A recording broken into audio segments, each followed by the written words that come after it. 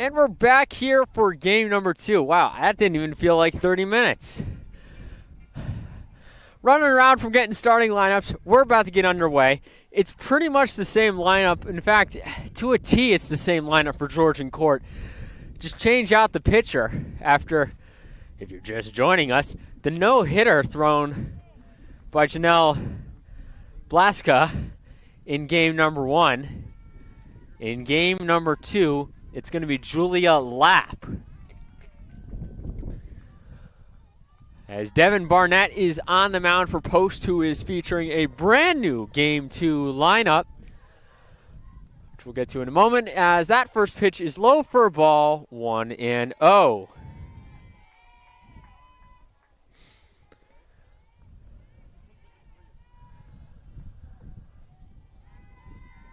A chilly day here so far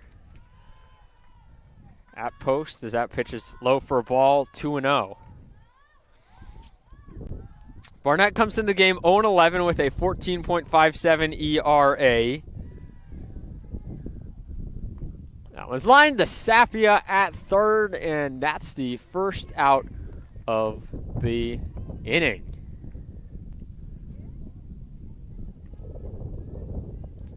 I'll bring Jackson to the plate, who was 0 in game 1.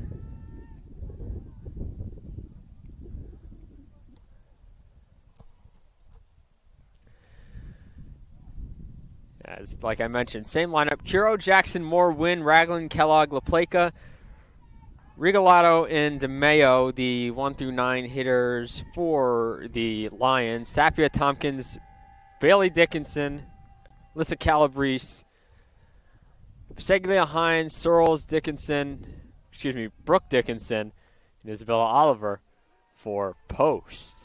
Pitch is low for a ball, 2-0. Kind of trying to get all our bearings here as we start game 2. Things start a little earlier than expected, it felt like. That one's in there for a strike, or we were just doing a lot in the moment. Final home game of the season for Post University. If you joined us for game 1, it was a 1-0 shutout win for Georgian Court in the form of a no-hitter for the visitors. A RBI triple by Leah DeMeo, who was 3 for 3 in that game, was the lone run-scoring hit, even though Georgian Court left 10 on base and had the bases loaded twice against Alyssa Hughes, who had a spectacular start. As Jackson's going to walk here, and there'll be a runner on first with 1 out in the first. Post looking to get off their losing streak. The Lions trying to get their way into the final CACC tournament spot with 1 week to go in the season. And taking off for second is Jackson, and she'll steal second. Nice slide by her into second to steal the base. That is the 93rd stolen base of the season allowed by Post University. Like you mentioned in game 1, Bree Hines has done all the catching behind the plate all year long. Pitch is high for a ball. 1-0. Moore had a couple of hits in game number 1. Win in the 4th spot. The Eagles' pitching from Hughes in game 1 was really solid against a tough top of the lineup that had boasted the top 3 averages on the team coming into the game, which I'm sure is still the case. Obviously, the stats update themselves as time goes on, but we don't get them changed on our end right away. It takes a little bit of time to see them.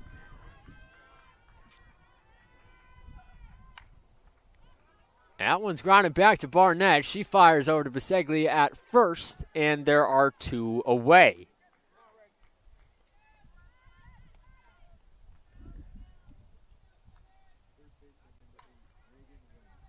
Now Reagan Wynn will come to the plate. As you take a look, the top 4 hitters for Georgian Court combined to just get 2 hits. Leah DeMeo was a perfect 3 for 3, and Alyssa Hughes only allowed 2 walks, but they left 11 runners on base. That one's lined right at Tompkins, side retired. So the single goes nowhere for the Lions. We head to the bottom of the first. Post will look for their first hit of the entire afternoon when we come back.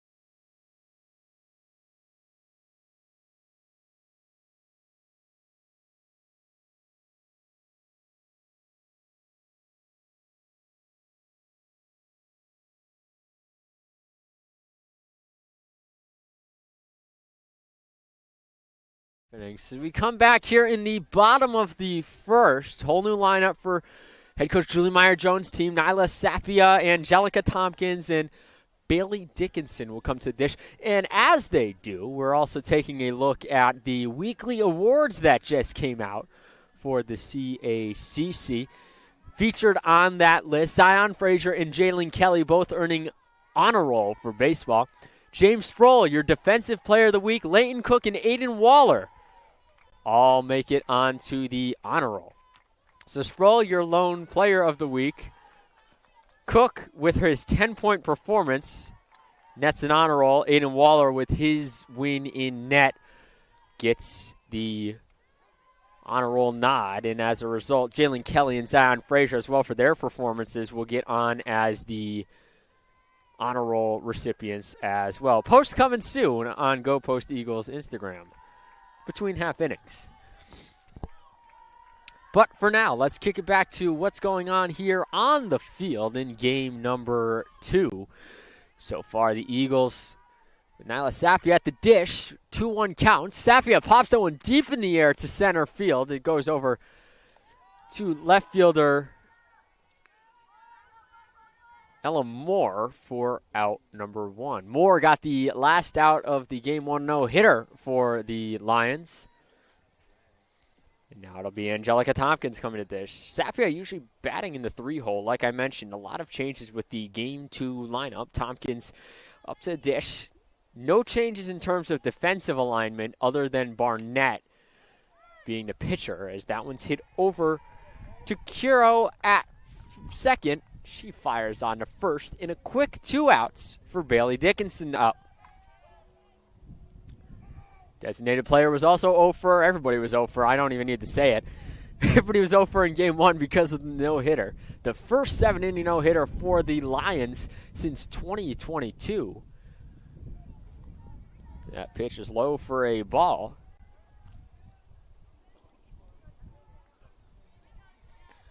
Cheyenne Jackson walked in the top of the first, but was stranded at second after stealing a base, as Devin Barnett was able to get out of the inning. Pitching's been the story of this doubleheader so far today, and it's rung true in the first inning of game number 1, or game number 2, excuse me. And Dickinson looking to be the first runner since the first inning of game number 1 to get on base. She is ahead in the count 3-0 against Lapp. That one's outside for a ball, and it's a 4-pitch walk for the Eagles, who have the first runners on since the first inning of game 1. Julia Lapp comes into the game with a 5.65 ERA, 3-11 overall, 10 complete games. She's allowed 88 runs, 71 of which have been earned across 88 innings, 26 strikeouts, 30 walks. And she's allowed 24 doubles, 3 triples, and 7 home runs. Total of 34 extra bases, and opponents are hitting 363 against her. Like I mentioned, this is a Post team that came into the game hitting .222. Opponents were hitting .428 against them. Opponents putting together 324 RBIs and 24 home runs, over 364 runs scored. Of the runs allowed this year by the Eagles, 363 in total. 311 have been earned. It looks like something's not updated on these numbers that is causing the discrepancy on the stats. We'll have to take a look at that at some point, but 2-2 count coming. It's Alyssa Calabrese batting in the cleanup spot, which we typically see Bailey Dickinson hitting in. However, Dickinson is at first with 2 men down. It was, in fact, 2 outs in the first inning as well that we saw the last Post runner, which was the Sapia walk in the first inning of Game 1. Lapp will deal the 3-2 pitch coming. That one's lined on the ground. It's a base hit, the first one of the afternoon for the Eagles against Georgian Court pitching. It's Alyssa Calabrese with the single to left field, and the Eagles looking to threaten for more as they got first and second with 2 outs here in their Game 2, their final home game of the 2025 campaign. We'll see if Alexandra Biseglia can get the job done. This is Post's first runner in scoring position of the day as well, folks. That one's lined on the ground. It's another base hit. Dickinson over to third. She's going to have to stop there. Dickinson doesn't have the wheels to go from second to home on the shallow single to more in left. And the bases are now loaded for Brianna Hines. So the Eagles, after having no hits in Game 1, now have 2 hits so far in Game 2. And they have the bases loaded against Lapp, all with 2 outs. This has come, and now Lapp having a quick visit on the mound with LaPlaca.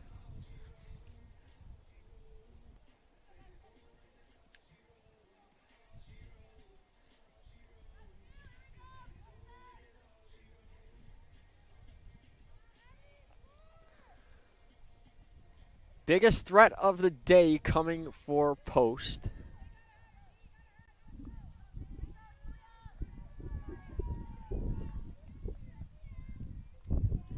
And that one's low for a ball, 1-0.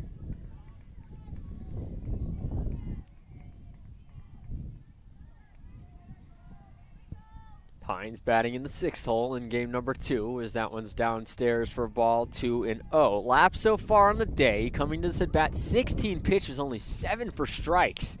And now make that 18 pitches, only 7 for strikes after those pair of balls. And now Hines on the ground. It's a base hit to right field. Coming home to score is Dickinson. And right behind her, motoring in, is Calabrese. And the Eagles have a 2-0 lead on the RBI single by Brianna Hines. They're on the board first here in the first against the Lions. 3 straight hits for Post's offense after being quiet in game number 1, and it's Bree Hines with the 2-run single.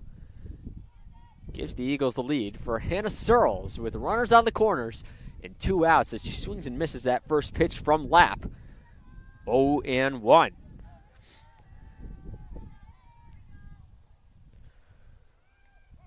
And now taking off for second is Hines. She'll get there uncontested, and now it'll be a 1-1 count, 0-2 count. And a stolen base by Hines now puts 2 in scoring position with 2 out, and a chance for the Eagles to get 2 more here as both runners on base have wheels to score on something to the outfield. Searles takes that one for strike 3, and the inning is over. But not before 3 straight hits from the Eagles allows them to get their first hit of the afternoon and first runs of the game. Post leads 2-0 as we head to the second.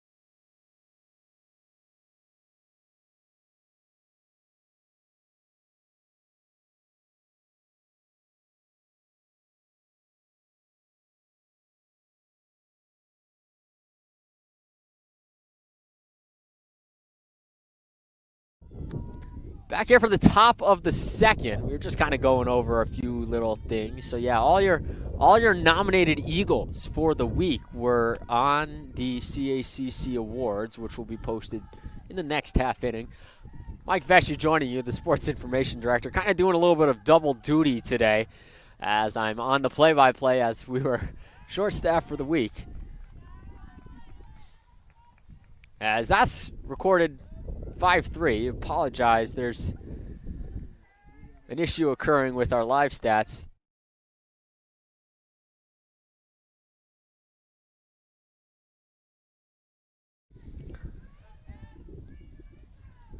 So 1 pitch, 1 out. It goes 5-3.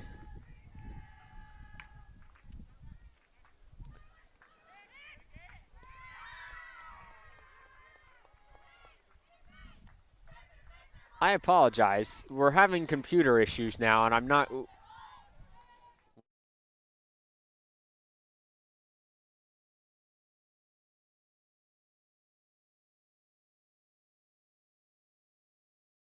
So that one's going to go down as a...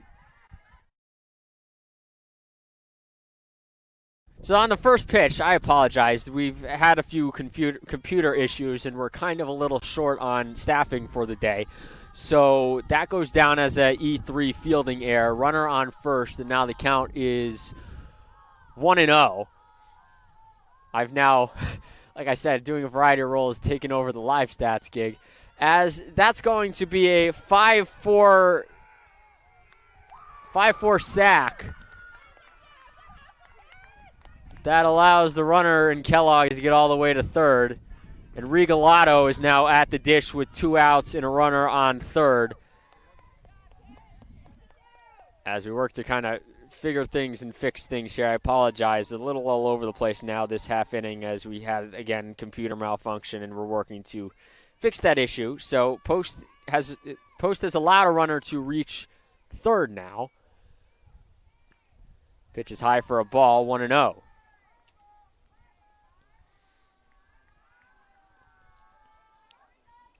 Regalado with a runner on third. The Lions looking to answer back here. No hits so far because of that error on the throw.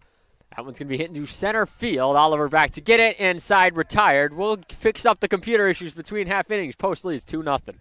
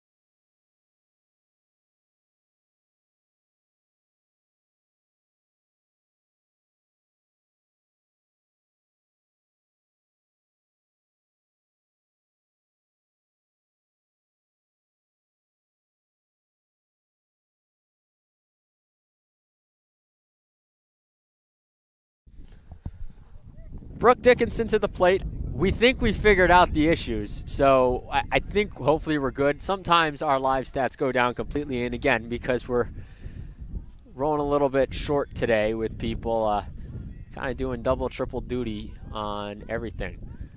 So Brooke Dickinson will come to the plate. Eagles lead 2-0, bottom of the second after those back-to-back-to-back hits got them those 2 runs against Lapp in the in the bottom of the first inning. At first pitch to Dickinson was in the dirt for a ball. Count is 1-0. That one's on the ground to short, and firing over to first for the out is Jackson, 1 down.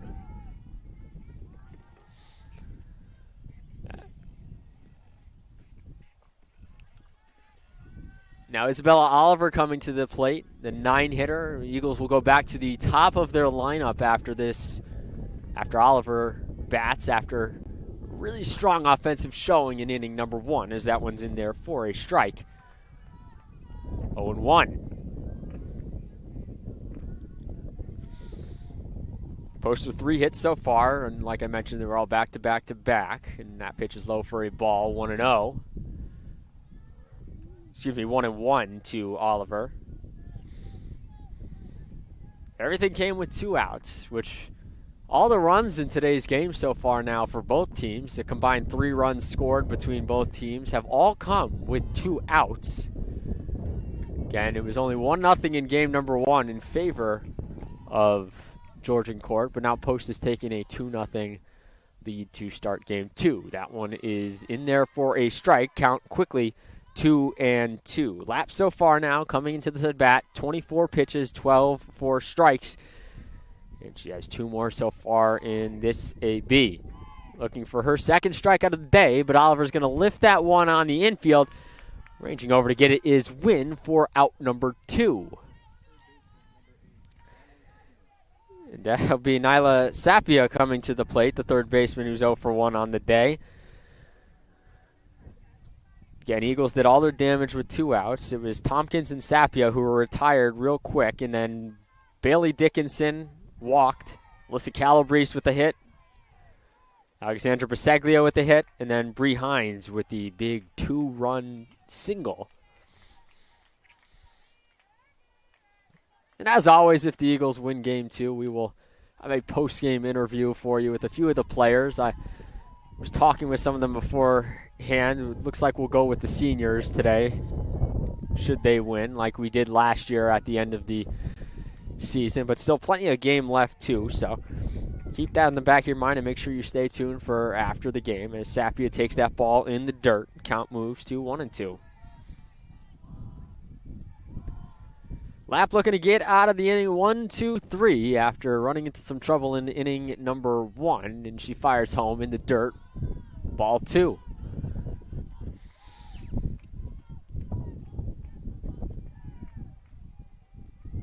Post now at 4-35 on the year after the game 1 loss. As that one's lined in the air, it's a base hit to left field. Moore grabs it, but Sapia is on with a single. And Post looking to make some 2-out noise here as Angelica Tompkins will stroll to the plate with a runner on first. 4 hits so far through 2 innings for Post. Somebody already getting loose. It looks like that was who I mentioned in game 1 who was just kind of throwing. It's going to be Lillian Noyes who is in the bullpen. And now Tompkins lifts that one into center field, all the way off the top of the wall. Rounding third and scoring is going to be Sapia. Tompkins on her horse going into third, sliding in safely. And the Eagles have a 3-run lead on the RBI triple by Angelica Tompkins. Back-to-back 2-out hits, and Tompkins delivers the blow against Lapp. And the Eagles now with a 3-0 lead. And Bailey Dickinson coming to the plate with a chance for more. Lapp wasting no time putting it in there, and that one's going to be in there for a strike. Dickinson thought about swinging and then decided to hold off. Great piece of hitting by Angelica Tompkins. Just saw it and drove it to the deepest part of the park. And Dickinson was thinking home run on that one. Swung at one that bounced just in front of the plate. She's quickly in a 0-2 hole in this at-bat. 0-2 from Lapp. Outside for a ball. Had to pitch the waist there, 1-2. Eagles now with 5 hits. 5 of their top 6 hitters with hits so far. Dickinson the lone one without one, but she scored in her first time through. In the dirt for a ball, 2-2. In total so far today, the Lions have left 13 combined runners on base between the 2 games. Post has left just 3, looking to get Tompkins home here. Dickinson, chopper to third. It's going to be corralled by Kellogg. Fires over to first, little high, but she grabs it. But not before Angelica Tompkins gets an RBI triple to center field. Post leads 3-0 as we head to the 3rd inning.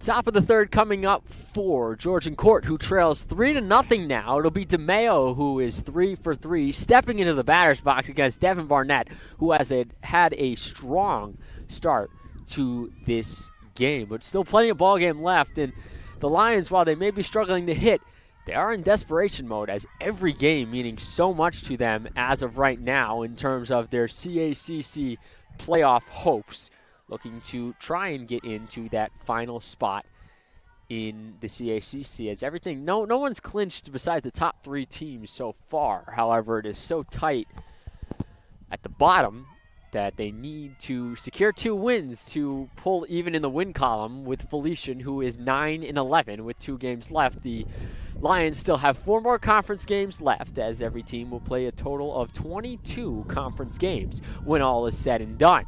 DeMeo, though, right now, as my computer, I think, has frozen it for the 3rd time today. Not sure what the count is, but that one's in there for a strike.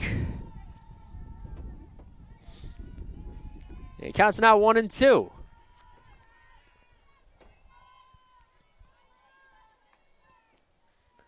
So 1-2 count coming to DeMeo.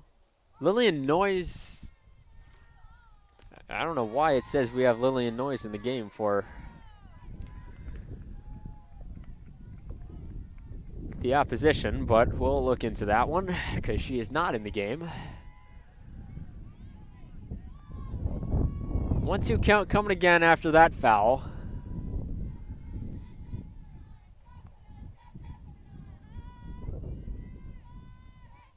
Apologies, that's Kiro at the plate now, as that one is outside for a ball, 1-2. Or excuse me, 1-0. Kiro has just stepped in after DeMeo struck out. That one's going to be hitting the air into foul territory. Searle's coming on, got a late jump on it, and was not able to get over there.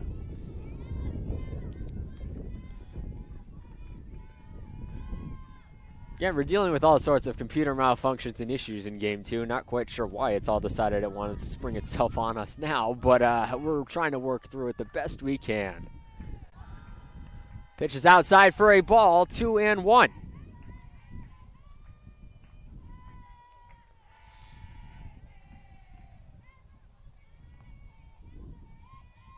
Kiro 0 for 1.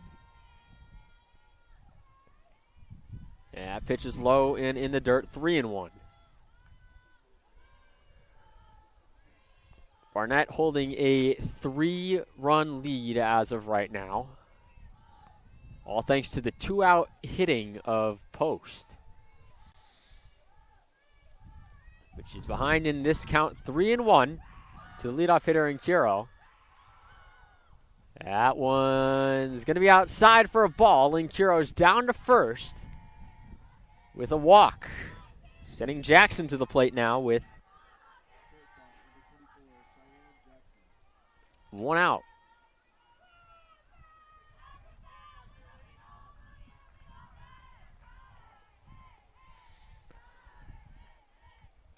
Barnett ready and delivers. That one's going to be popped in the air. It's going to be a sacrifice unless she's safe, and she's going to be safe. Sapia not able to get the throw over there in time and get the speedy Jackson, who's already stolen a couple of bases today. And just like that, first and second with 1 out here in the top of the 3rd. Tying run now at the plate. Heart of the order coming up in Ella Moore.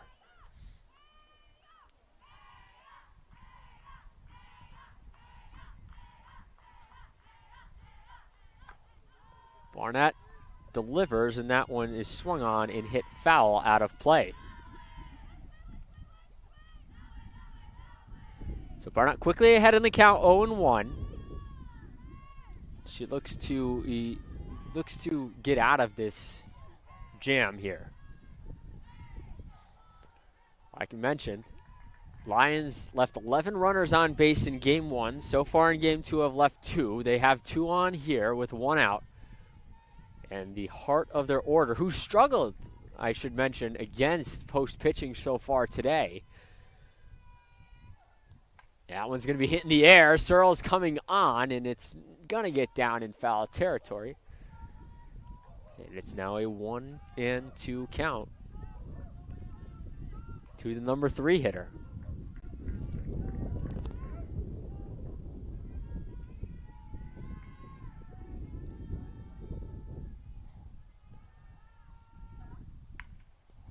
That one's on the ground. It's going to be a base hit to right. Coming in to score is DeMeo, and the lead now down to just 2 with runners on the corners and 1 out for Reagan Wynn, the cleanup batter. He's about to step in against Barnett. So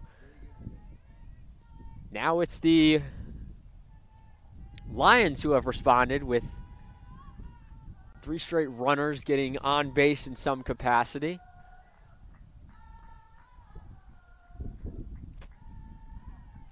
First pitch is in the dirt for a ball, and Moore's just going to walk herself to second because Hines didn't throw, which at the same time, while it looked very awkward, Moore just kind of walked in.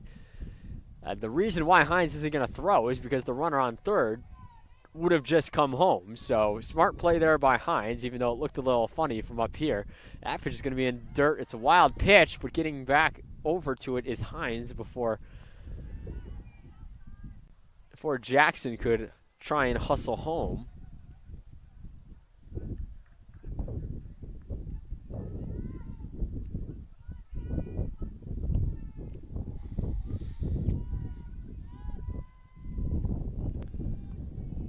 Barnett with the 2-0 coming. In there, nope, just outside for a ball. The count will move to 3-0. So Barnett struggling a little here. The lefty, sophomore in her 2nd season. She's in search of her first win on the mound as well. Now she's got to work around 2nd and 3rd with 1 out. Ball's high, and that's going to be a walk, and down to 1st goes the cleanup hitter and Win. Ragland now will step up to the plate.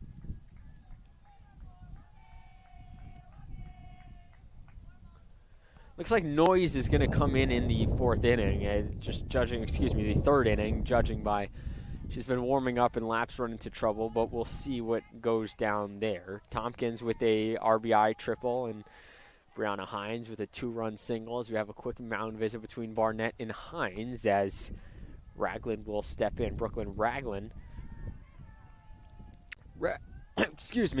Ragland in game number 1 had 2 hits and 4 at-bats. Jackson also had a stolen base in that one. Jackson was also hit by a pitch. That first pitch is in there for a strike. If you're just joining us, we start just after 4 o'clock with game number 2. Game 1 flying by in just about an hour, 38 minutes. A 1-0 win for the Lions. The Eagles have struck first here in game 2, but striking right back are the Lions as 2 runs are going to come in. And then it's just thrown away. I don't know what happened there, and that's going to allow another run to score. And just like that, Georgian Court has taken the lead, I'm pretty sure. Yeah, they've taken the lead. Again, we're in the outfield, so it's hard to see everything. They've taken the lead. That's going to be an error on the throw, as it just went errantly into the dirt, and as a result, 2 runs are going to come in. Or another run is going to come in. 2 runs had already come in. As that pitch is high for a ball.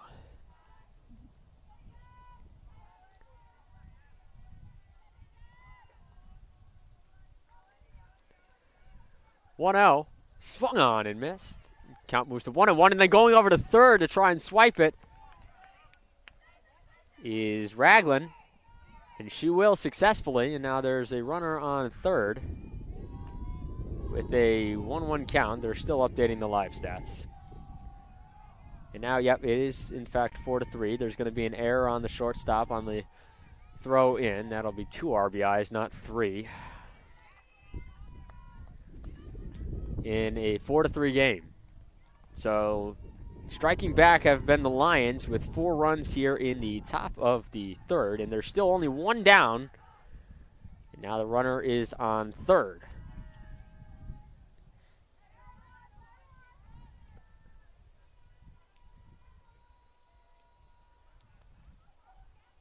On the ground, foul. We'll do it again. Count remains 0-2 with 1 out.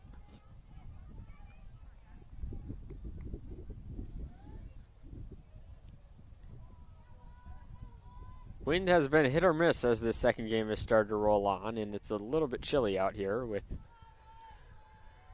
the breeze. Cloud cover has thickened quite a bit. We're not seeing any glimpses of sunshine, and that's probably going to be the way it remains for the rest of the day, as that one's hitting the left field. Searle's going back on it, has to keep going, and she underplayed it, and it's going to get down for a hit. That's going to be a double for Aylman, the pinch hitter.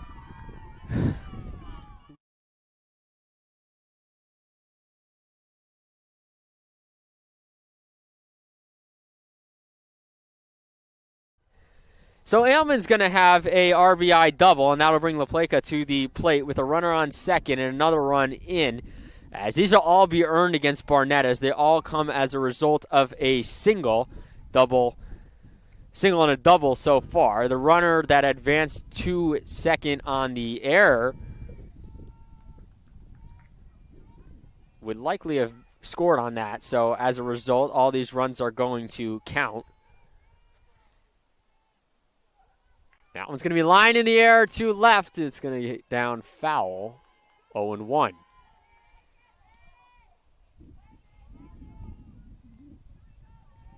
So 1-1 count coming.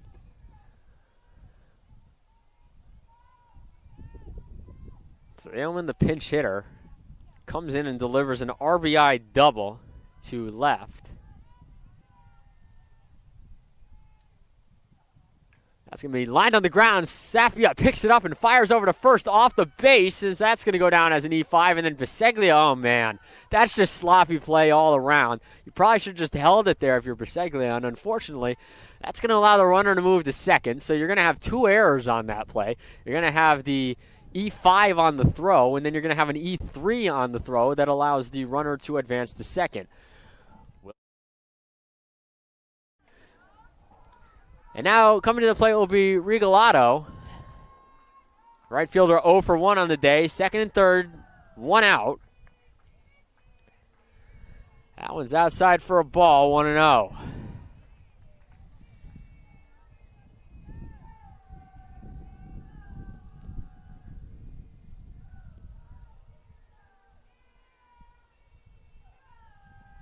Low for a ball, count moves to 2-0.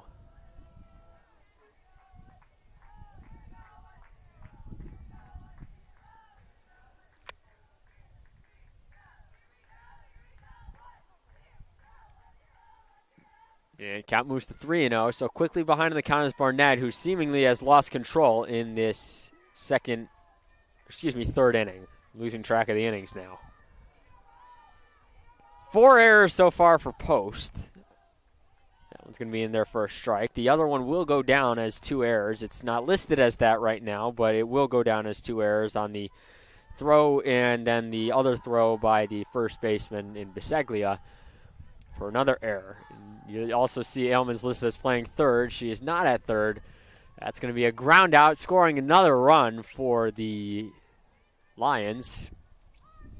Now take a 6-3 lead, putting up a 6 spot on Barnett in this half inning. Advancing to third is LaPlaca.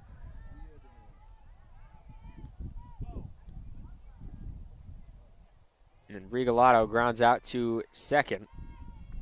DeMeo now coming to the plate 0 for 1 after her 3 for 3 game 1, and that one's going to be outside for a ball, 1-0.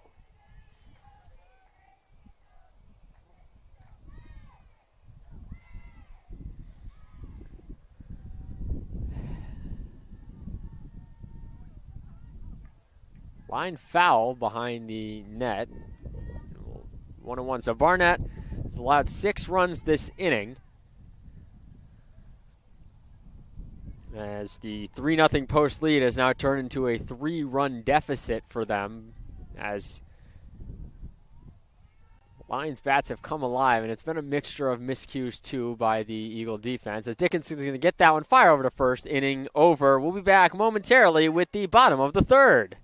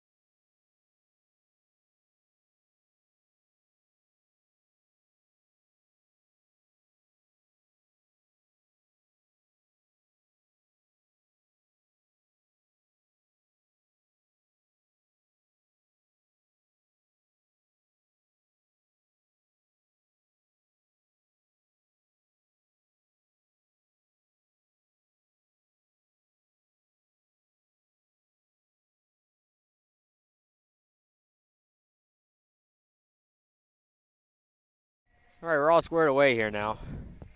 Looks like Ailman came into the top of the third. We just couldn't see it on the field from out here. And as we head to the bottom of the third, Post, there might be some unearned runs in there, honestly. We've got to look at that afterwards. So 4 errors so far for Post. 3 runs, 5 hits, 4 errors. 6 runs, 4 hits, and an error for Georgian Court. Lillian Noyes now into the game after lapsed 2 innings of work in which she allowed 3 runs. We've got a stoppage, and I'm not quite sure why. Yep, okay, we're getting back to it. So, Noyes, the freshman, now on the mound. That rounds out all the pitchers for Georgian Court.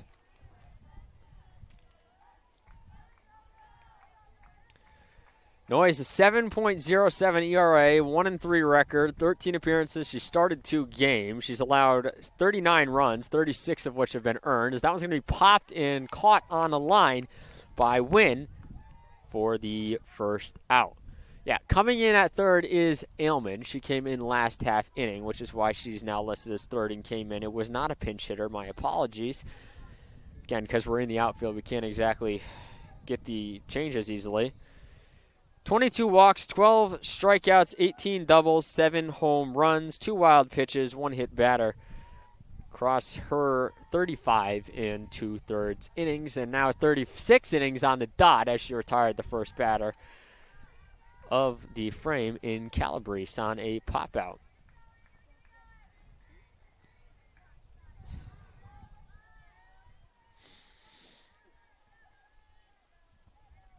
Counts 1-0. That one's downstairs for ball, 2-0. So the Eagles, who have had offense from the entire lineup through the first 2, or excuse me, the top 6 of their lineup through the first 2 innings, are going to need to get something going with the middle and bottom, as Biseglia is at the plate right now with the 3-1 count.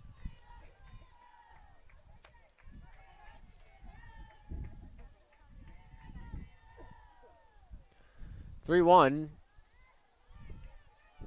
Inside for a ball, and Biseglia is on with 1 out here in the bottom of the third. It's a tying run on deck. Be Brianna Hines, who's 1 for 1 with her 2-run single, coming to the plate to see if she can provide a little bit more of a spark for the Post offense.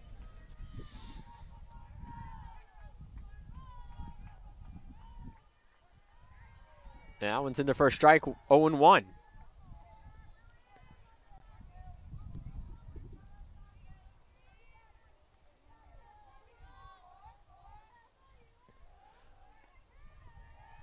That one's upstairs, 1-1. So Noyes quickly working in this in her first inning of work. She relieved Lapp after 2 innings. Upstairs for a ball. Now count moves to 2-1.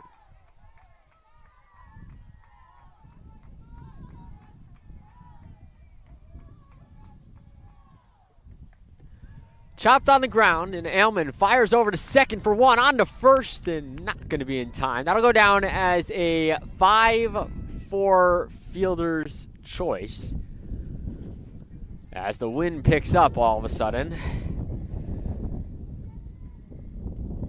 And without the sun, it really gets chilly here at Lemoyne Field really quick.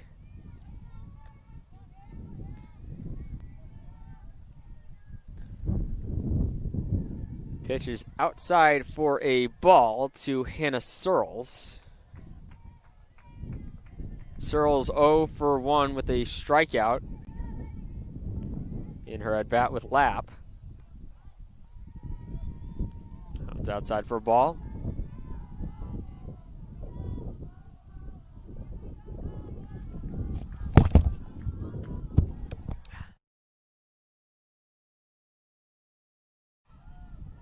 Strike moves the count to 2-1.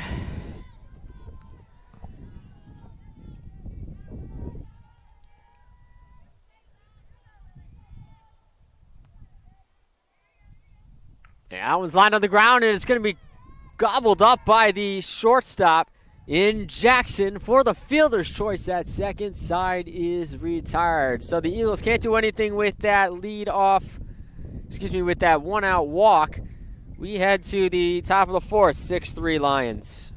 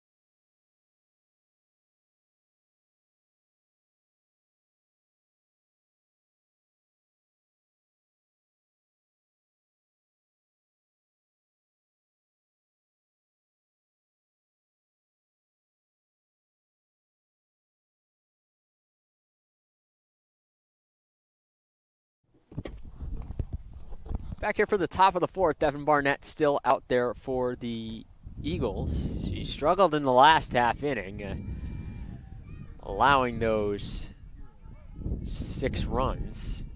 We're still working to figure out if they're earned or unearned. There's been a lot going on in game number 2 in terms of technology not cooperating with us and amongst other things. So we're trying to kind of sift through things as quickly as possible between half innings as we're in the top of the fourth of game number 2.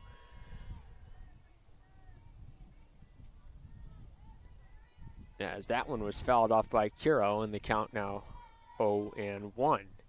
That one's on the ground, and Barnett's going to fire over to first for the out and get Kuro by a step. So quick first out for for the Eagles against Kuro. And that'll bring Cheyenne Jackson to the plate. Ella Moore will be on deck, 1 for 2 on the day. Jackson 1 for 1 with a walk. Pitch is outside for a ball. Barnett had a perfect 2 innings of work, and then the Lions put up a 6 spot in the last half inning, and now they're looking to add to their lead. And, again, it's just important. I like to mention it just because it can occur, and we don't want it to pop up on anybody suddenly who's watching at home. But if you are watching at home, the mercy rule in softball is 8 runs after 5 innings. And now, of course, we're not anywhere near that right now, but it's just something to note as we are heading into the top of the fourth, that it is something that could occur during the game. So the game could end in the 5th, it could end in the 6th, if one team or the other has an 8-run lead. If the visiting team gets that 8-run lead in the top of the 7th, we play things out however they may end up in the bottom of the 7th as well. So the only time the game can end suddenly is if the home team has an 8-run lead. However, it can end in the 5th or 6th if the visitors have a 8-run lead as well, as Jackson's going to walk on 5 pitches in total, and bring Ella Moore to the plate. Moore 1 for 2 on the day.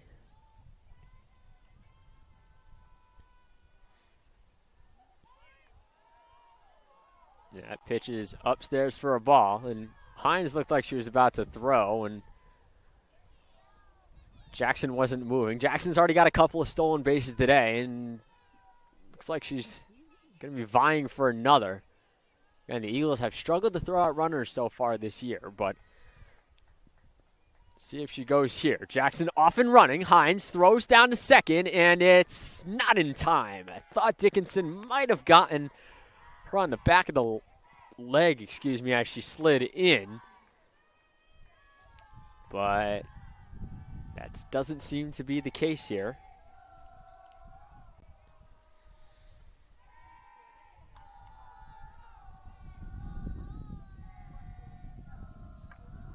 That one's fouled away and moves to a 1-2 count.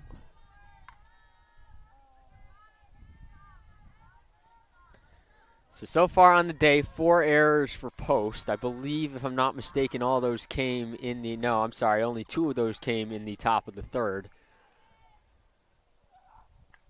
That one's popped in the air, foul and out of play. Do it again with a 1-2 count, 1 out, top of the fourth. Post trailing 6-3 after leading 3-0 early on in this one. 6 runs on 4 hits, 1 error, and 1 left on base in that top of the third.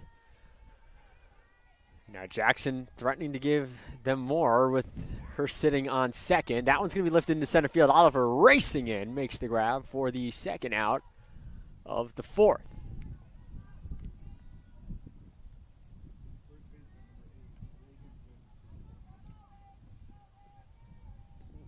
Reagan Wynn now. She's 0 for 1 on the day. Run scored and a walk. Part of that big inning. And Wynn up the middle for a base hit. Rounding third and scoring is Jackson. Biseglia cuts off the throw. And the Eagles now trail 7-3 on the RBI single by Reagan Wynn here in the fourth.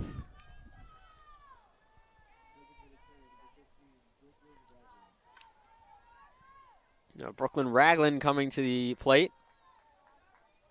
2 outs, runner on first. Low for a ball, 1-0.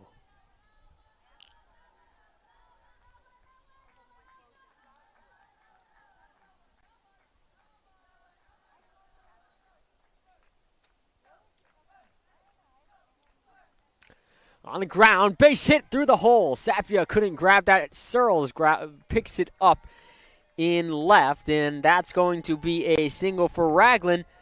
I'll send Kellogg to the plate now with first and second and 2 out. Excuse me, Ailman, that's right.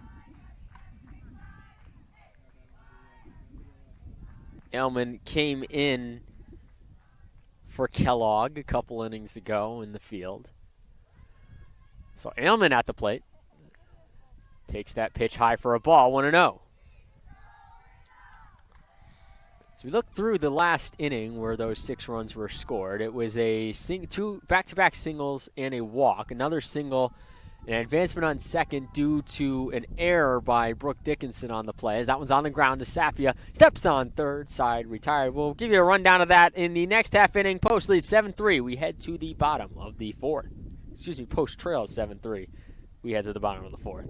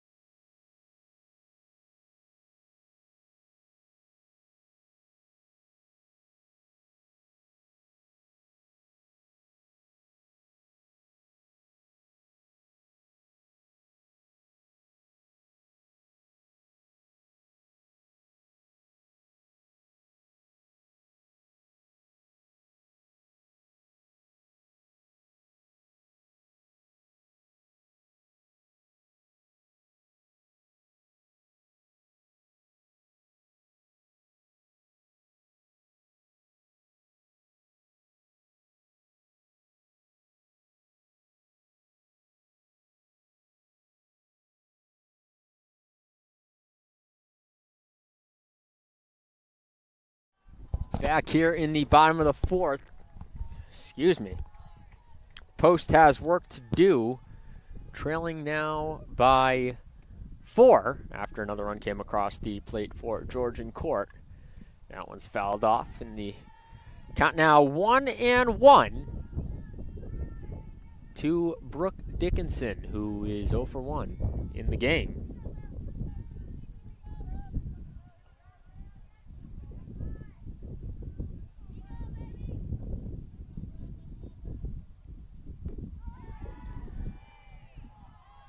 That one's in there, and it count moves to 1-2. So Dickinson quickly in a hole here, as the Eagles need to try and get something going here. You still got plenty of time, but the way the bats of the Lions have come alive against Devin Barnett, you want to get something started sooner than later, and Dickinson's going to do just that. Over the outreach to arm of Moore. Dickinson racing to second, and she'll be up standing with a double to lead off the bottom of the 4th. So big start to the inning for Brooke Dickinson.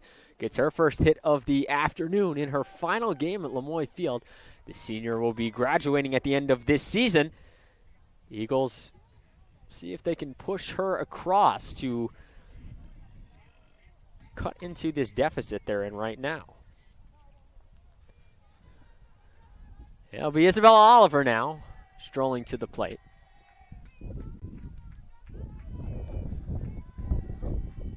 Just to kind of recount things real quick, so it was DeMeo struck out swinging, Kira walked, and then a single by Jackson on the bunt. That one's going to be popped over to Wynn at first for the out. Oliver down on the foul out. Jackson and Moore reached with singles, and then Moore stole second. Another walk loaded the bases for a 2-run single by Ragland. Edelman then on a double to left field, scores a run, and then a throwing error allows the runners to advance, and then an RBI ground out finished out things.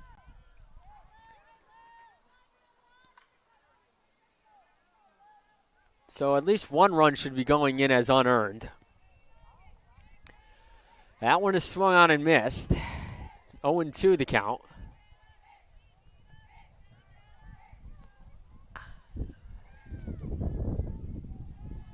Noyes has come in the last 1 1/3 innings, allowed 1 hit and 1 walk so far. That one's fouled back to the screen. Remains 0-2.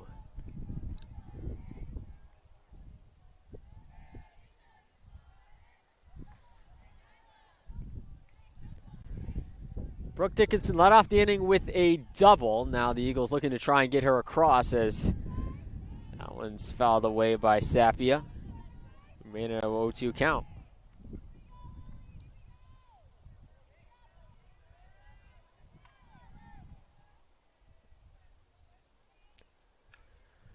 Sapia fouls that one off again, just out of the reach of Wynn.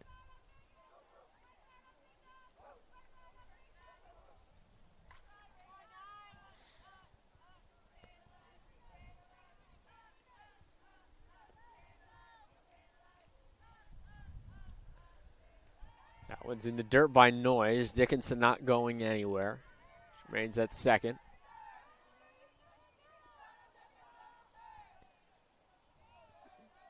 Just past the 5 o'clock hour in a 7-3 game. That one's in the dirt for a ball, 2-2.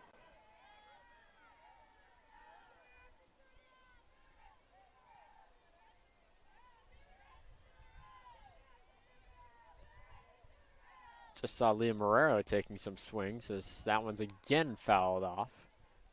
Might see her potentially as a pinch hitter at some point. She's pinch hit a few times so far this year.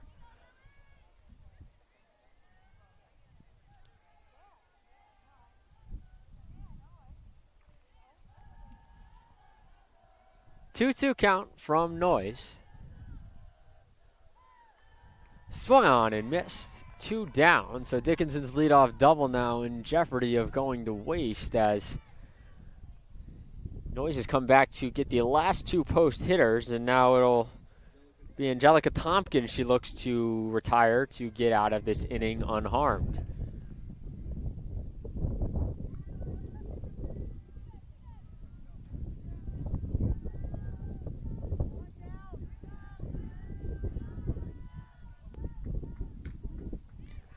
That one's hit in the air. It's going to be a base hit. Getting down. Moore's going to throw rocket into the infield. So Tompkins gets on, but it will just be a single. No run scoring on that one.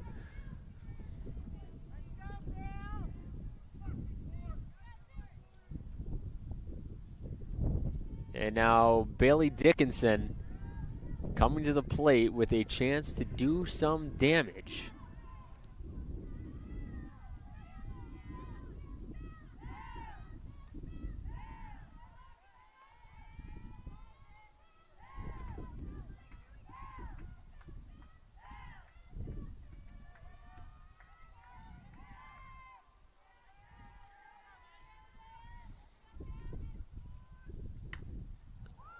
That one's hitting the ground to short. It's misplayed for a second there, and yep, that's going to be just enough of a misplay over there at short by Jackson to allow the runner to reach safely. That should go down as an E6, or fielder's choice E6.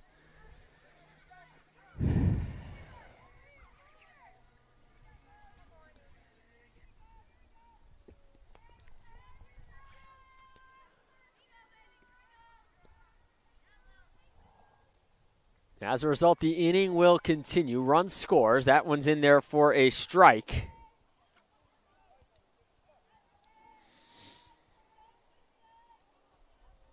So the fielder's choice E6 allows the Eagles to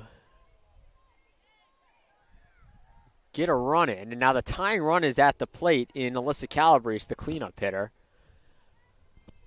That bobble over there at short by Jackson was just enough to get Tompkins in ahead of the throw and keep the inning alive as Noyes nearly got out of the jam, and now she's going to have to do some more work to do so.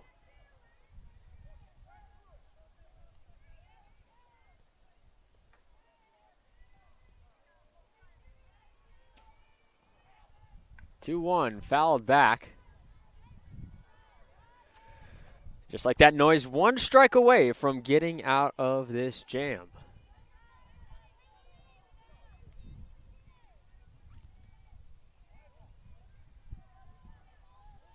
Calabrese 1 for 2 on the day, looking to see if she can get a big hit for her team here. In the dirt for a ball, 3-2.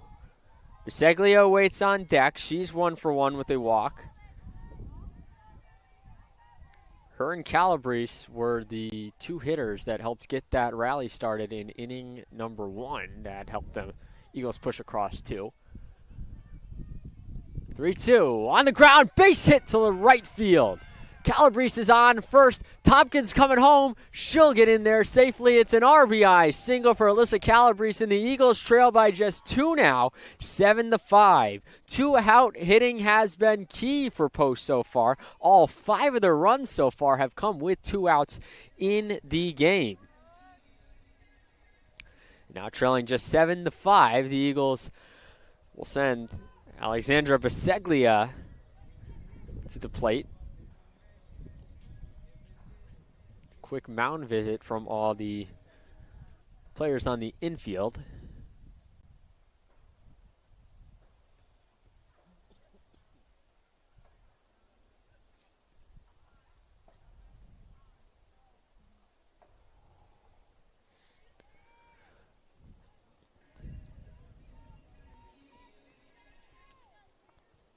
As Noyes now once again look to escape the inning. That one's fired low for a ball, 1-0.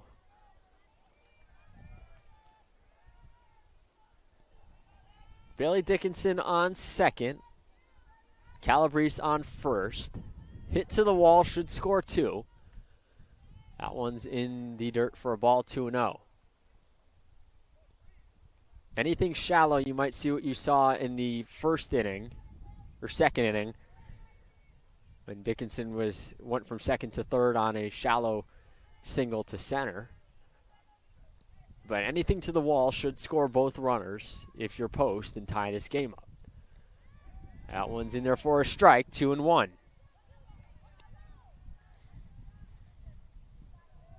So it ends up being a very costly miscue for the infield, as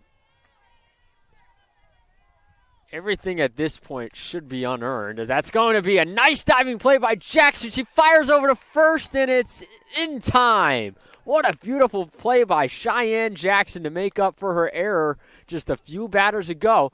We head to the 5th inning. Post trailing 7-5.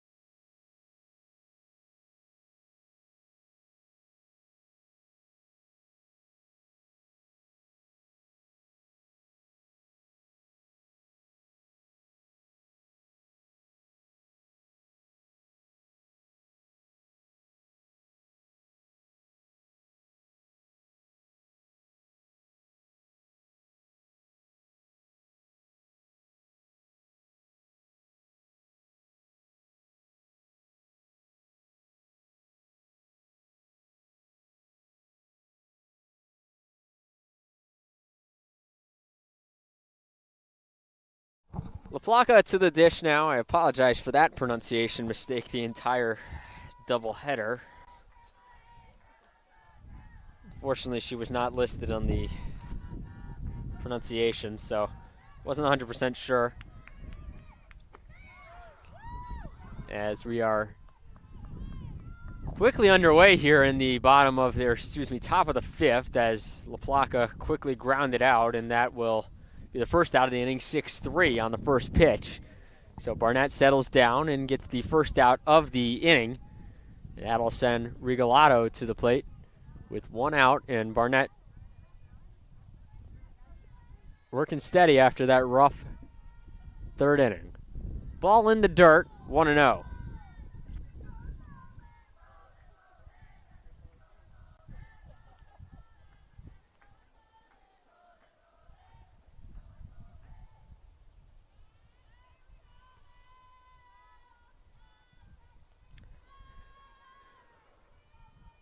From Barnett. Got a quick out already to start this inning. Is in there for a strike, 1-1.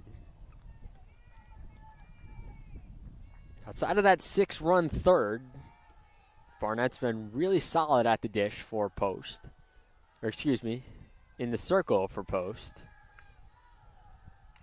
That one's going to be lined in left field. Searles right there to make the grab. 2 away for DeMayo, who after her 3-for-3 game is stepping to the plate 0-for-2 with a strikeout. Barnett so far today, 1 strikeout, and that is of DeMayo. She also walked 4 batters. As for Post, they have 2 strikeouts in game number 2 and 2 walks. They've left 7 runners on. Georgian Court has left 5. They've had 3 stolen bases. Post with 1 stolen base. That one's going to be lined towards us, but Calabrese there to make the grab. 1-2-3 inning for Post. We head to the bottom of the 5th. Post trailing by 2.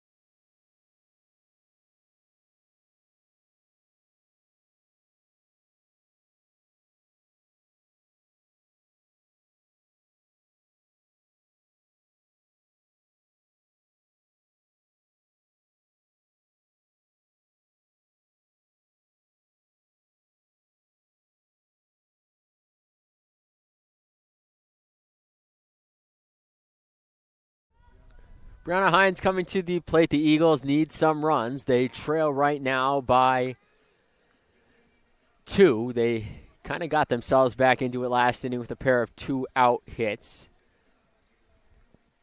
Devin Barnett's line as of now should read out at 7 runs given up, 6 earned. And then for Noyes, she has the 1 unearned run because of the error that allowed the inning to continue. So Hines steps in against Noyes. And that pitch is upstairs for a ball. My apologies. Both of those runs last inning should be unearned because of the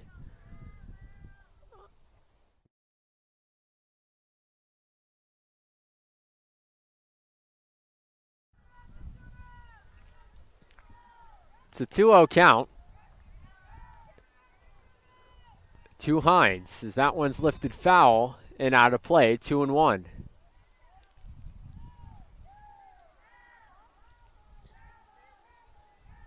Eagles, like I mentioned, at 4-35. At this point, they need to win out to avoid having they would tie their fewest win total in program history with 7 last year. So at 4-35 now, a win today would push them to 5-35. They would need to win their last 2 to equal their win total from last year when they went 7-39. As that one goes foul. Count now full. 5-8-3 for Post. 7-6-1 for Georgian Court.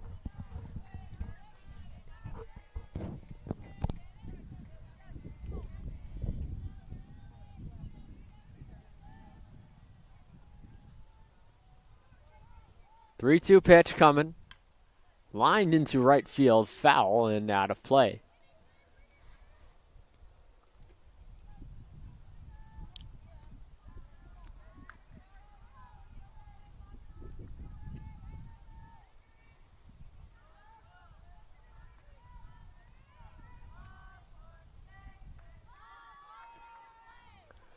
That pitch is outside for a ball, and leadoff hitter on for Post.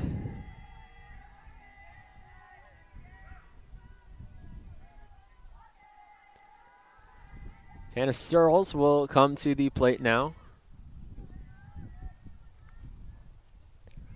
That one's going to be bunted on the ground. Looks like it'll be a sacrifice. Goes 5-4.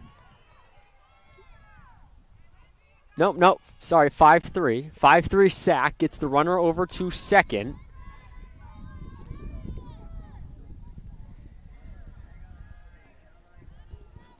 So 5-3 sack brings Brooke Dickinson to plate. Nice piece of hitting there by Searles to move Hines over to second. And Dickinson, who had a hit in her last at-bat, will now have an RBI chance here with a runner on second and 1 out. Dickinson got the scoring started for Post last inning.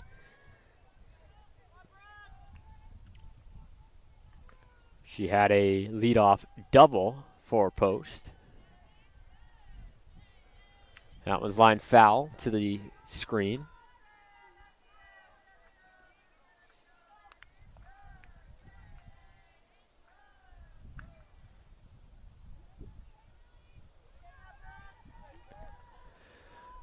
One ball, one strike.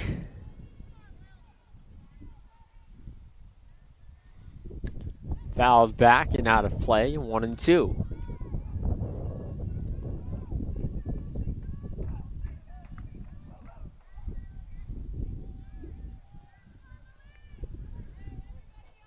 All the Eagles run so far today coming with 2 outs in the inning. They're trying to break that. In fact, all the runs for Post today have come with 2 outs. They're trying to break that streak.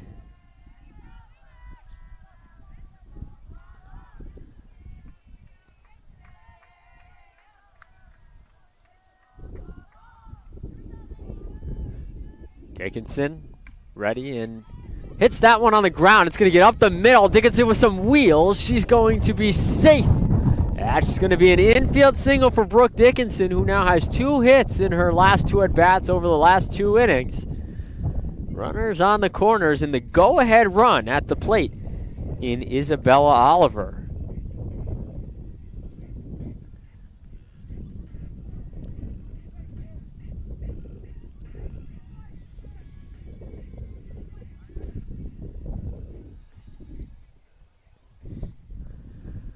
Mound visit coming for all the players as we take a moment here. It's getting really chilly and windy. We still got about 2 innings to play. Noyes had a pitch count of 56. Lapp had 40 pitches thrown.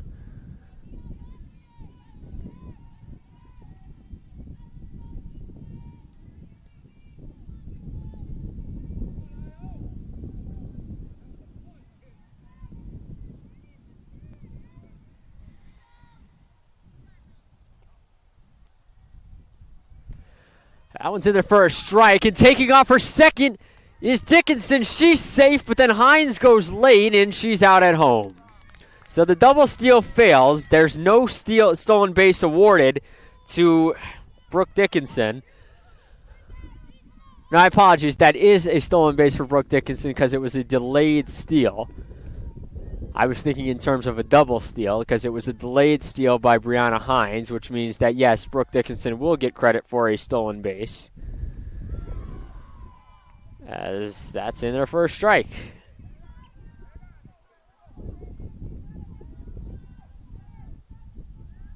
So 2 outs. That wipes out the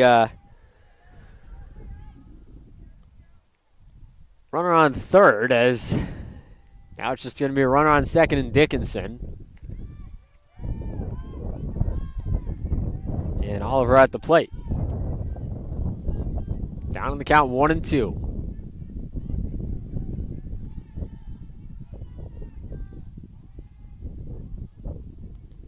Low for a ball, 2-2. Big RBI chance here with 2 outs, and if you're post, you've gotten all your runs via 2 outs, so maybe the caught stealing wasn't the worst thing in the world. You have your 5 hits from just this. And look at that. Another one into the hole. That's going to be a base hit and an RBI single for Isabella Oliver. Another piece of a 2-out piece of hitting for post. And now they just trail 7-6 with a runner on first in the top of the lineup coming to the plate.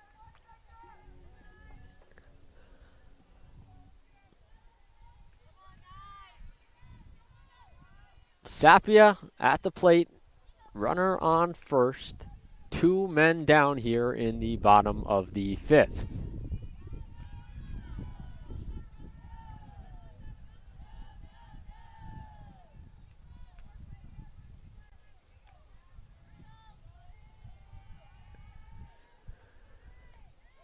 Noyes gets that one over the plate for a strike.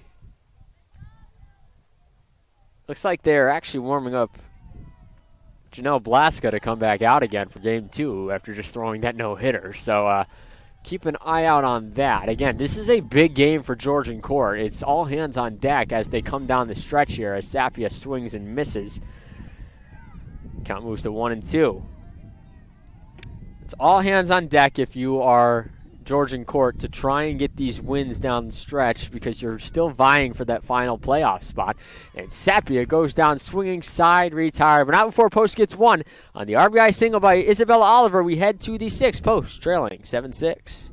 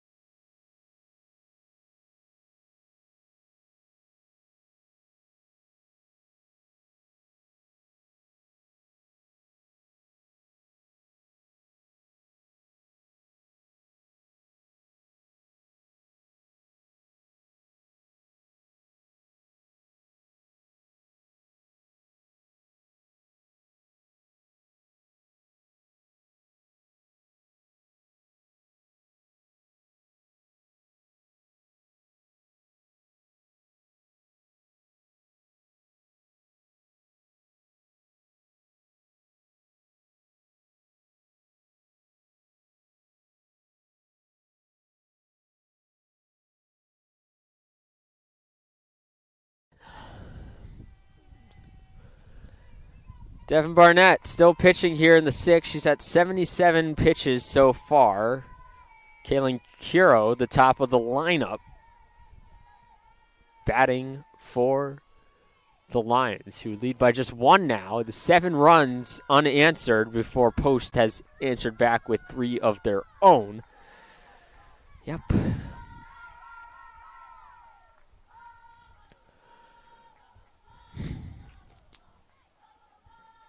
1-0 coming in the dirt for a ball, 2-0.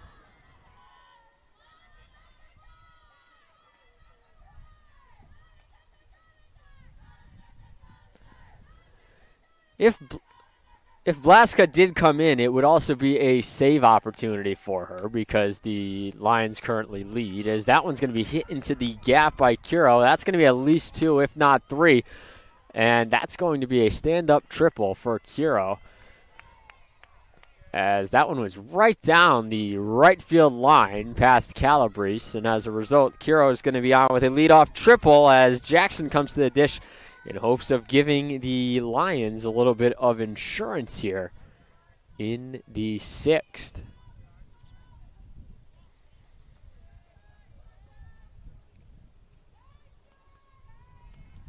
Barnett ready, delivers in the dirt for a ball, 1-0.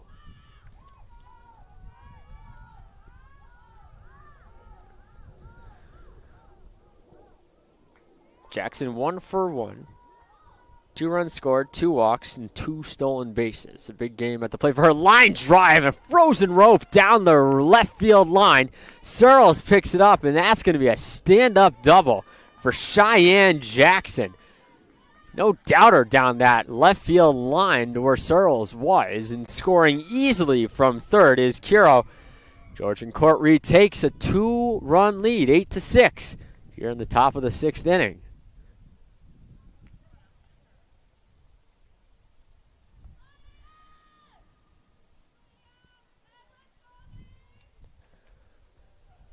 That one's in there, and that one's going to be lined into center field. Oliver trailing back on it, grabs it, and running over to third will be Jackson. She advances to third as the first out of the inning comes on a beautiful play deep in the outfield by Isabella Oliver, who ranged over from center field into right to make that grab for the first out of the inning. Moore retired, Jackson to third, and we'll keep things going now with Reagan Wynn coming to the plate. Wynn 1 for 2 with an RBI and a walk and a run scored so far today.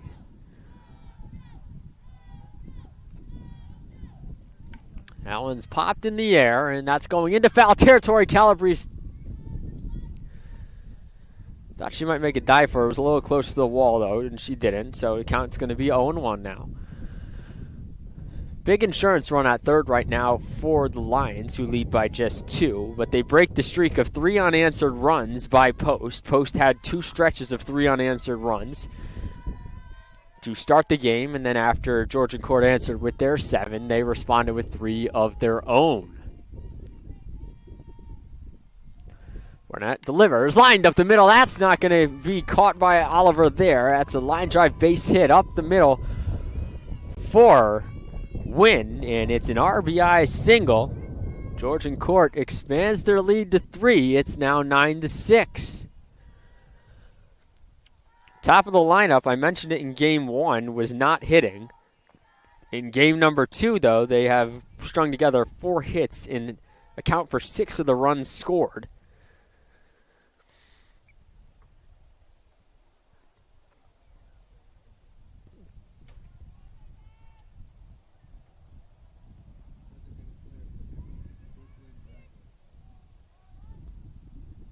Brooklyn Ragland now coming up. 2 for 3 on the day, 2 RBIs and 1 run scored.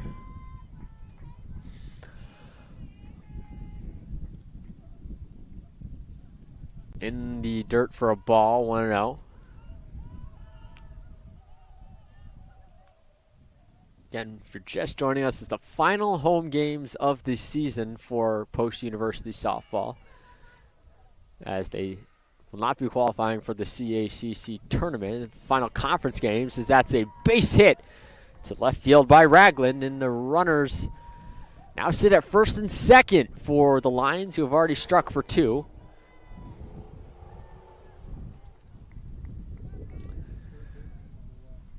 And we mentioned at the top of the first broadcast that these will be the final home games for potentially 5 seniors, potentially at least 4 we know for sure of. Brianna Hines, Brooke and Bailey Dickinson, as well as Alyssa Hughes.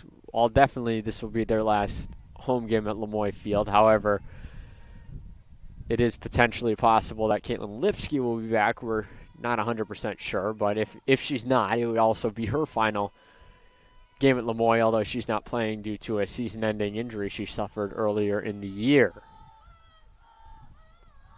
Lipsky transferred in from Mitchell and got injured down in Florida, so her season came to an end early on. 9 runs, 10 hits, 1 error for Georgian Court, 6, 10, and 3 for Post. Make that 11 hits, as that's going to be a line drive single to left by Ailman. And the bases are now loaded for La Placa.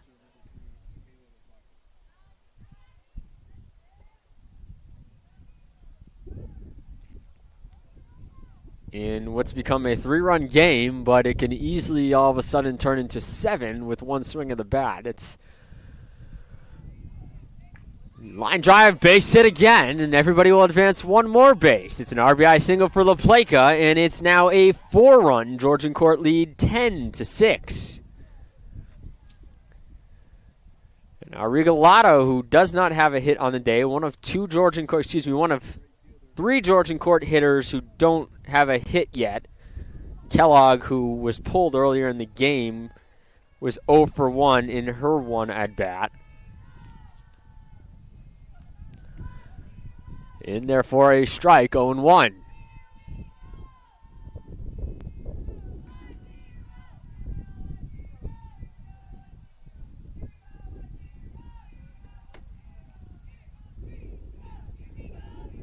In the dirt for a ball, 1-1. One swing of the bat would put us into what I talked about earlier with the Mercy Rule territory.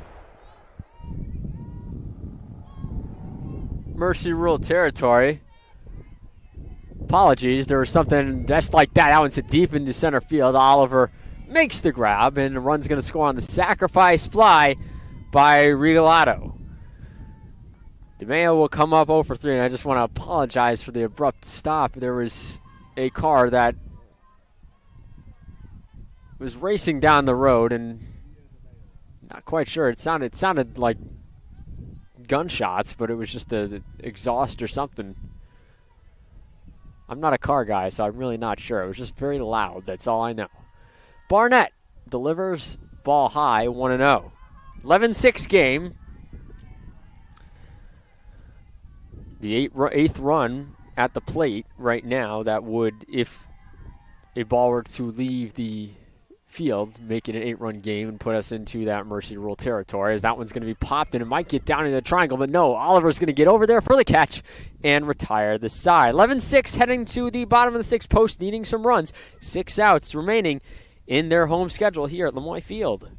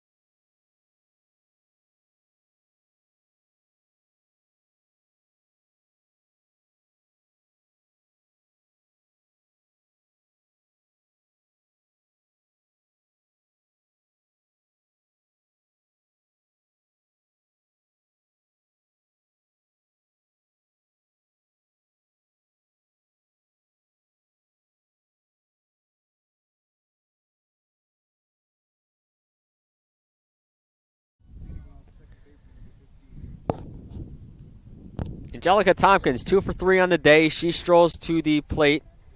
The Eagles trail by 5 after Georgian Court responded with 4 runs. And I think with that will be one of the reasons why Noyes is still out there, because Blasco was warming up.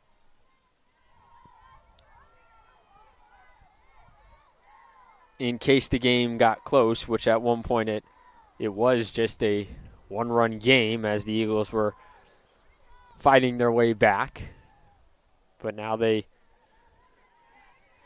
trail by 5, which gives Noyes some breathing room on the mound. Nothing going on around Post Athletics besides this game as Tompkins swings and misses. The men's golf team will be heading up to Southern New Hampshire for a couple of rounds starting tomorrow. And it'll be in the 70s up there, and it'll be in the 70s down here, a far cry from what we're dealing with right now out here, where it's starting to get a little bit chilly. But it looks like it's the last 50-degree day until hopefully the fall, because the 10-day outlook is showing lots of sun and in the 60s and 70s, and that's your Lemoy Field weather report from me for the second time today if you joined me during Game 1.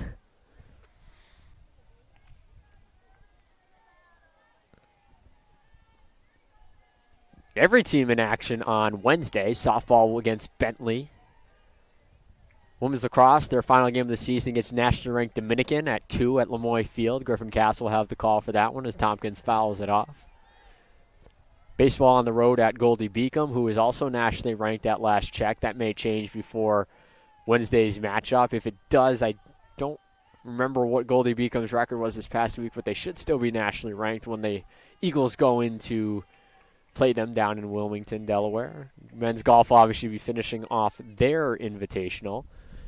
And men's lacrosse will be on the road taking on Chestnut Hill College at 7 o'clock p.m. 2 of those 4 teams in softball and women's lacrosse, they'll see their seasons come to an end after Wednesday. Men's golf, while it is their final regular season meet, they will head to the NCAA Regional in the middle of May. They'll have a couple weeks off before they get underway with that. Pitch is high for a ball, and Tompkins walks to lead off the bottom of the 6th to bring Bailey Dickinson to the plate. Dickinson still without a hit today. 2 post hitters without a hit in Searles and Bailey Dickinson. Everybody else with at least 1. Calabrese, Tompkins, and Brooke Dickinson each with 2. 4th time through the order for everybody. That one's outside for a ball, 1-0.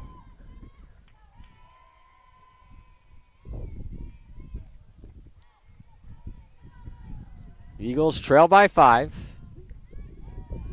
They've trailed by as many as 4 before that 4-run inning by Georgian Court. 6th-run inning is the big one that looms large right now for Post. Quick shoe tie here from Noyes, and she's ready to go again. Dickinson back in the box with a 1-1 count coming. The Georgian Court bus has moved its way to what we dubbed the danger zone for foul balls over to the left side of us. It'll be interesting to see what happens in the next 2 innings with it there. Dickinson lines this one into left field. Will it get down for a hit? It will. Gets over the glove of Moore. Dickinson hustling her way into second. Tompkins hustling her way around third, and then she holds up, and she's going to be safe back at third. A very scary close play there by Tompkins at third. Thought she was running home all the way. In fact, I think she probably would have had the throw beaten if she had. But nonetheless, she decided to pull up, and fortunately, she gets back just in the nick of time. So the Eagles threatening now with second and third. Nobody out, and Alyssa Calabrese to the plate. Now that'll leave just Hannah Searles, the only player without a hit, as she'll get at least one more at bat in this game, unless Post were to strike for 6 runs in this inning, and they get through a 1-2-3 top of the 7th. But they currently trail by 5 right now, which means Searles would at least get up in this half inning if they batted around to get to those 5 runs. Fouled off. Count 1-1. Calabrese, 2 for 3 on the day with a run scored and an RBI. 8 runners left on base for Post, 7 for Georgian Court. They've left a total of 18 on base for the entire day. High for a ball, 2-1. Post only had one runner on base in Game 1's shutout no-hitter, the first for Georgian Court since 2022 in 7 innings. Blaska's second of her career. Fouled back. The count moves to 2-2.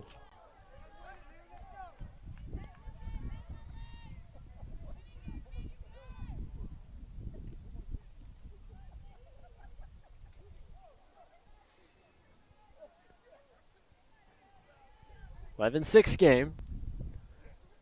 Calabrese swings, pops that one into left field. Moore going over, can't get there. And we'll do it again with the count even at 2-2.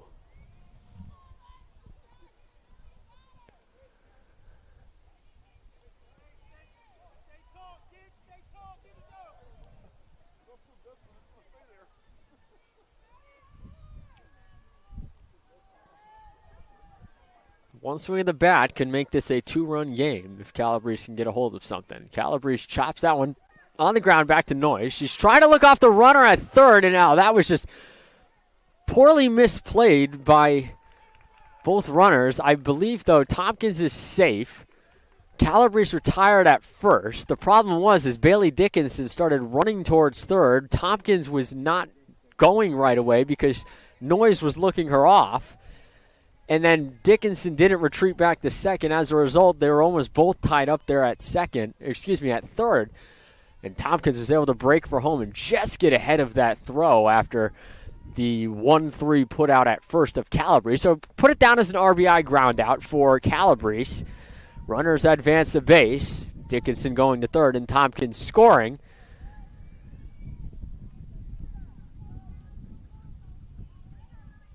And now it's just a runner on third with 1 out. Pitch is outside for a ball. Tying run technically in the hole for Post as they look to answer back the big half inning that Georgian Court had that extended their lead to 5. That one's fouled off towards the bus and nearly hits it, I should say.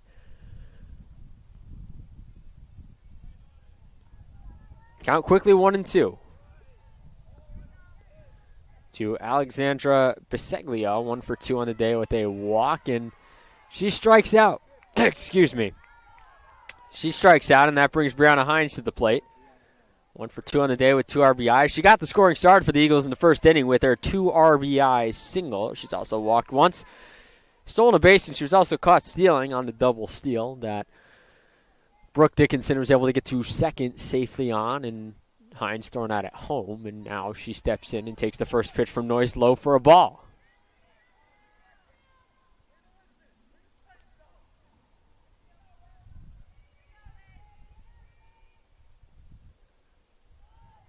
That one's low for a ball. Count moves to 2-0.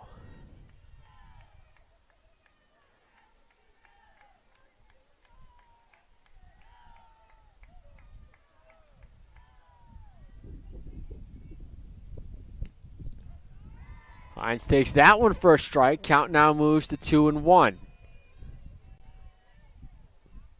Big inning here for Post. If they can chip a few off the board, it could make for an easier 7th inning for a comeback. Hines going to grind that one up the middle. Jackson ranging over to get it. Throws over to first, and the side is retired. Post gets a run back. They trail 11-7. We head to the final inning. Don't go anywhere. Top of the 7th coming up right after this.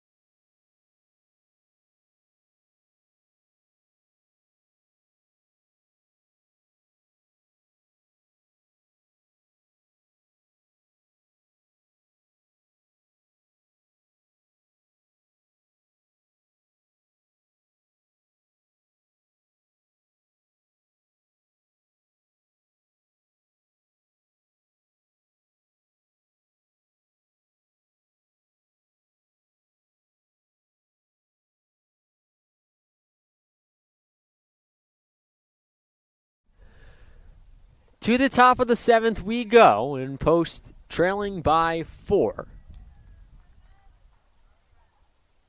Kuro, the top of the order, stepping in for Georgian Court.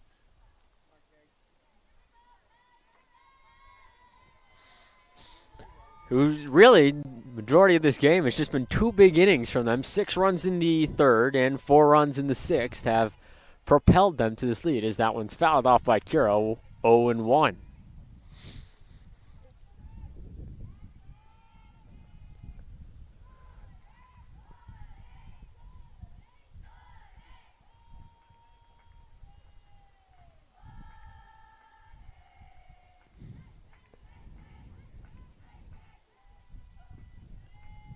Pitch is low for a ball, 1-1. Kuro, 1 for 3 on the day, 2 runs scored and a walk. She had a triple earlier in this one. 3 extra base hits so far for the Lions, 3 for Post. That one's lined to left field. Searles coming on for the grab. And that's 1 away here in the 1st. Bring Jackson to the plate. Just made a stellar play over at short. 2 for 2, 3 runs scored, 2 walks, and 1 RBI.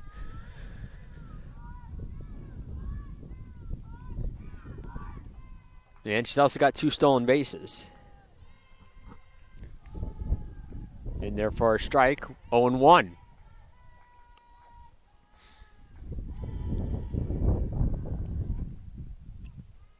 The Eagles, after that stretch of 8 games in 4 days, had a few days off since then.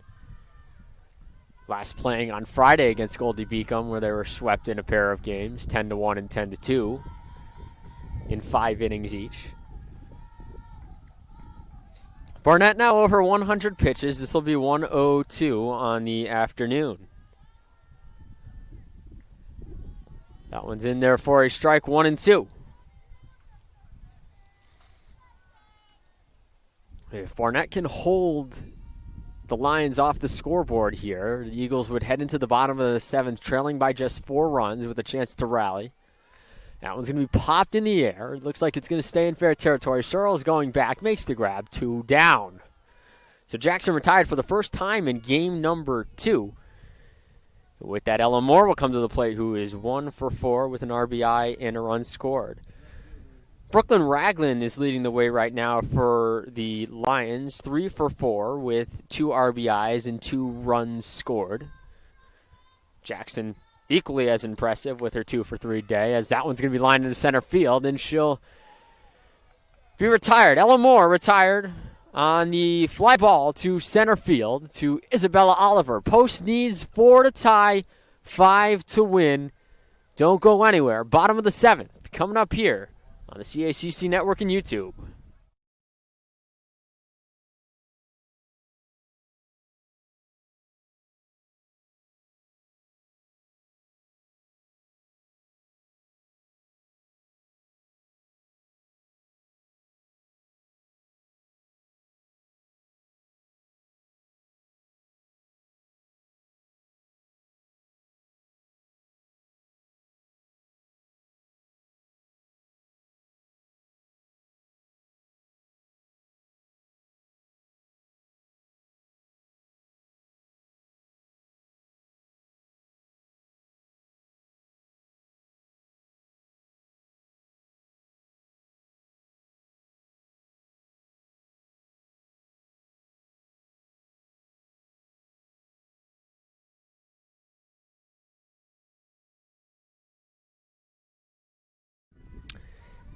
Hannah Searles, Brooke Dickinson, Isabella Oliver all coming to bat, and if the Eagles can continue on from there, Sapia would be next in line. They need 4 to tie, 5 to win. Noyes still pitching. We saw Blaska warming up earlier when the game was tight, but it looks like this will be Noyes' game. See if she can take this one to the finish line for the Lions, who with a win would move into a tie with Felician in the win column with 9 and 4 conference games remaining for the 8th and final spot in the CACC tournament. Searles, the only batter so far for Post without a hit, 0 for 2 with a strikeout. She's left 3 runners on base. And she's currently in a 1-1 count. Searles swings and misses, 1-2.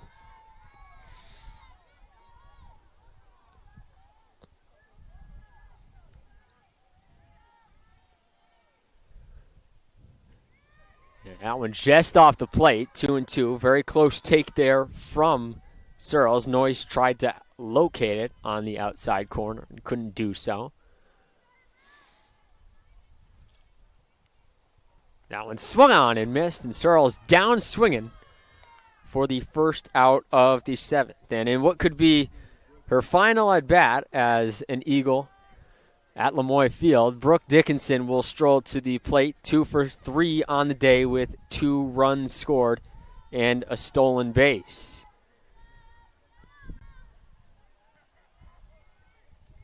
That one rolls across the plate for a ball, 1-0.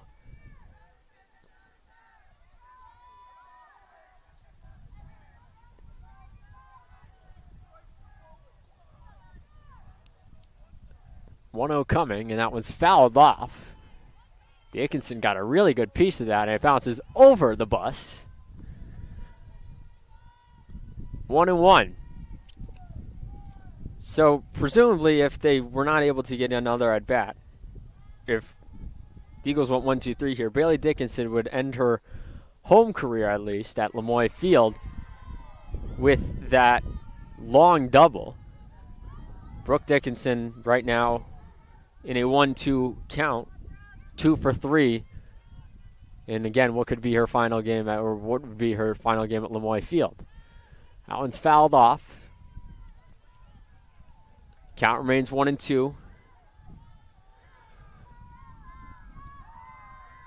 With that, Noyes is over 100 pitches for the game. Only came into the at-bat with 55 for strikes.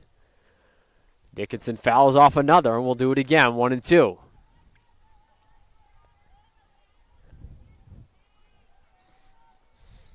Approaching the 6 o'clock hour now in game number 2.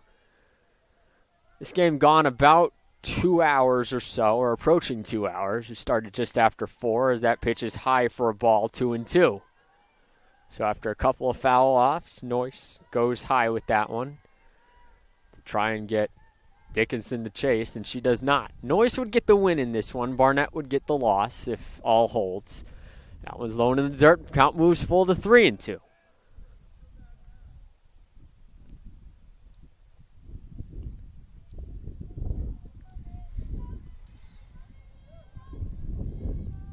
The trio of hitters for Post that are playing in their final game at Lemoy Field, all recording hits and RBIs as well, except for Brooke Dickinson, I should say, but she has 2 hits on the day as she pops out into foul territory for the second out. So the Eagles down to their final out for Isabel Oliver. If Oliver can get through, it would be the top of the lineup, and if Oliver, Sapia, and Tompkins can get on, Bailey Dickinson would come to the plate as the tying run. Noyes one out away from winning from the sweep for the Lions.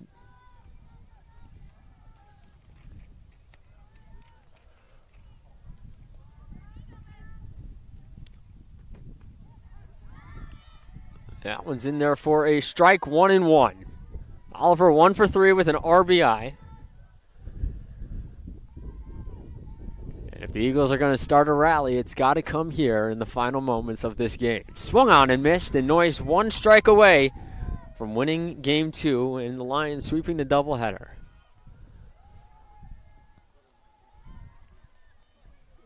Valiant effort so far by the Eagles. They just need a little more. See if they can get back into this, as that one's going to be popped up on the infield. Ranging back to get it was Jackson, but calling her off is DeMeo, and that's your ball game, folks. It's the final game of the season at home for Post University, and they will fall 11-7. Lillian Noyes picks up her second win of the season. Dev Barnett falls to 0-12. Fans, thank you for joining us all year long as Georgian Court 11-12-1, 7-11-3 for Post. It'll wrap up a great career for Brooke Dickinson, Bailey Dickinson, and Brianna Hines, and Alyssa Hughes, her final appearance at home, pitching a stellar Game 1 in which the Eagles lost just 1-0 in that one. But for all the hard-working crew and folks from the score officials in the infield of our GAs, Jarrett Michaels and Jake Haddad, had to think of his name for a minute, our camera operators in the infield and the outfield, our production crew, and everybody involved in making today possible. Post falls 11-7, swept in their final doubleheader at home of the season. They'll play 2 more against Bentley over the weekend, but for Mike Vesci and the rest of the crew, we thank you for joining us for the final games of 2025 for Post softball here at Lemoy Field.